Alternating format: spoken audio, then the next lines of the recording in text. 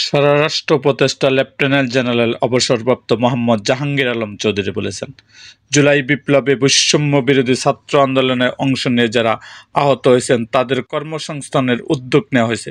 এরই অংশ হিসেবে পুলিশের বিভিন্ন ইউনিটে প্রথম পর্যায়ে 100 জনকে চাকরি দেওয়া হবে।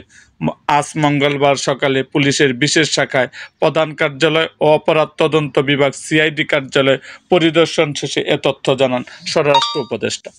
স্বরাষ্ট্র উপদেষ্টা বলেন, আহতদের এক একজনের এক এক সমস্যা রয়েছে, সবগুলো বিবেচনা করা হচ্ছে। এর আগে 1000 শিক্ষার্থীকে ট্রাফিক ডিউটিতে নেওয়ার জন্য প্রপোজাল লেটার দেওয়া হয়েছে বলে জানান উপদেষ্টা, যারা 3 থেকে 4 ঘন্টা ডিউটি করবেন। এখন পর্যন্ত 400 জনকে অন্তর্ভুক্ত করা হয়েছে। উপদেষ্টা জানান, এর বাইরে ট্রাফিক ডিউটিতে কাজ করার জন্য আইন শৃঙ্খলা বাহিনীর অবসরপ্রাপ্ত সদস্যদের নিয়োগের জন্য প্রপোজাল লেটার দেওয়া হয়। আশা করেছিলাম তাদের অনেককে পাবো, কিন্তু আশানুরূপ সাড়া পাইনি।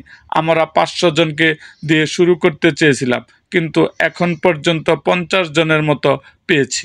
এরকম আরও ভিডিও পেতে এবং রাজনৈতিক অঙ্গনের নানা ঘটনা ও ইতিহাস জানতে আমাদের মুক্তাগাছার ইতিহাস মিডিয়া ইউটিউব চ্যানেলটিকে সাবস্ক্রাইব করুন এবং পাশে থাকা বেল আইকনটি বাজিয়ে দিন।